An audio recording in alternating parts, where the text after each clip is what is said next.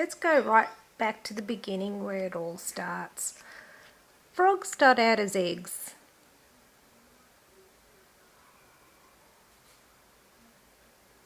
The eggs are covered in a jelly-like coat for protection.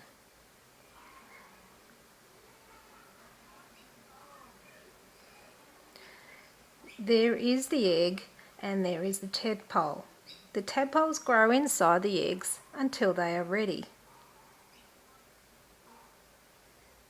Here you can see their big eyes and their heart beating.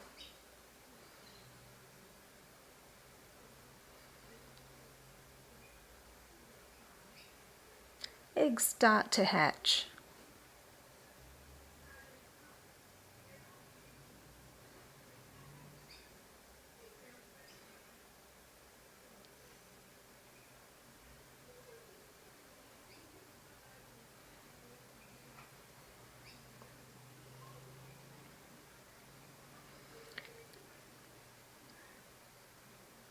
They wriggle their tails to move around.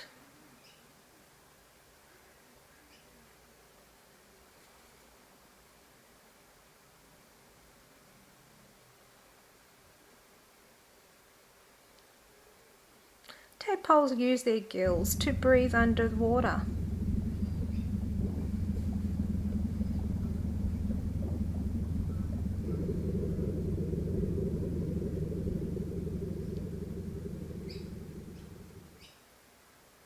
They grow their back legs.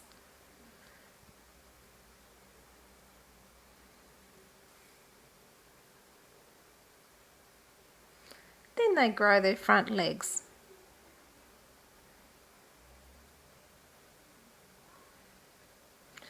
Their gills change into air-breathing lungs. The froglet starts to climb out of the water. And they start to look like a frog. They still have a tail.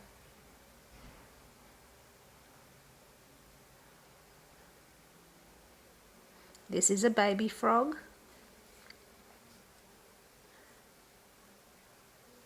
This is an adult frog.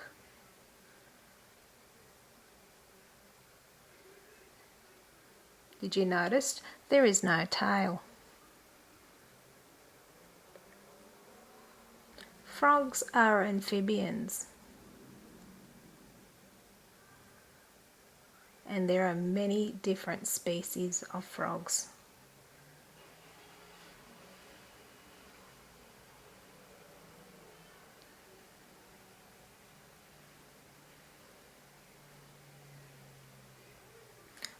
To recap on the frog's life cycle,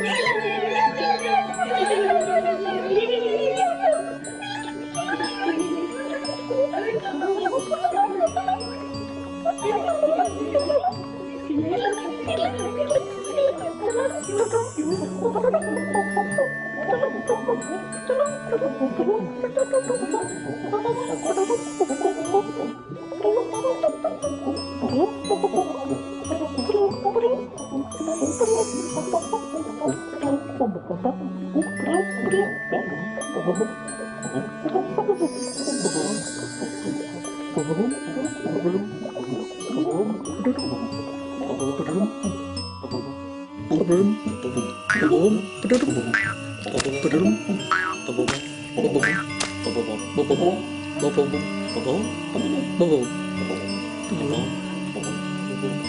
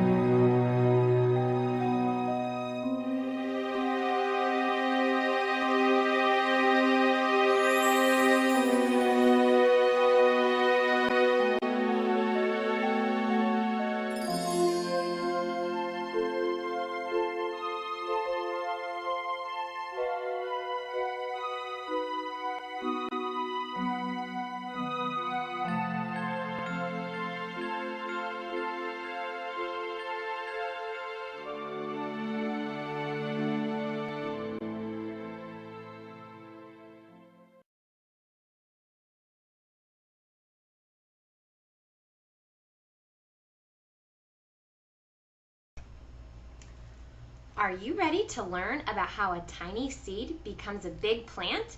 Then come on, let's go on a video adventure about the plant life cycle. Plants start out as seeds. Inside of every seed, there is a tiny baby plant called an embryo. Do you see the little green embryo inside this seed? These white pumpkin seeds will one day become big orange pumpkins. And these brown seeds that look like beans are cocoa seeds. They grow into a plant that is used to make chocolate. Yummy! You can buy seeds in paper packets like these. You will use seed packets for your hands-on project. A seed needs to be planted into soil so it can begin the second part of the plant life cycle. Part 2 of the plant life cycle is a seedling. A seedling is a tiny baby plant that has sprouted out of the seed. It has tiny leaves and a little stem. A seedling needs water to grow. Water can come from rain or from your watering can. Plants also need lots of sunshine so they can grow and become a big plant.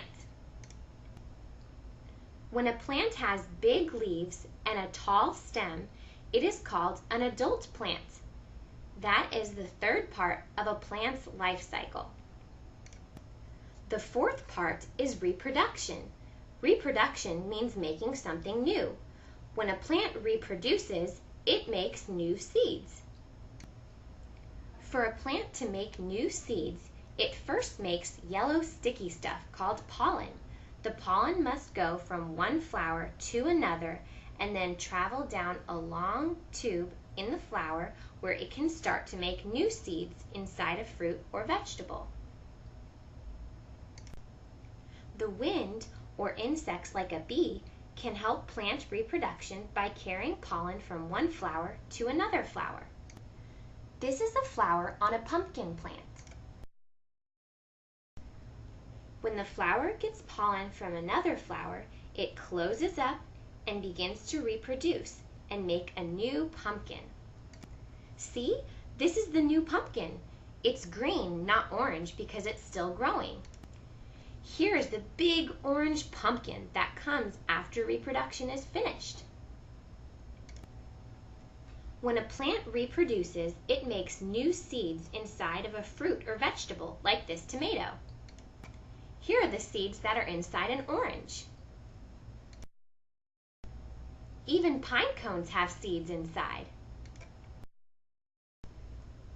The next part of the plant life cycle is seed dispersal. Dispersal is a big word that means to spread out everywhere. The wind will spread these dandelion seeds all over.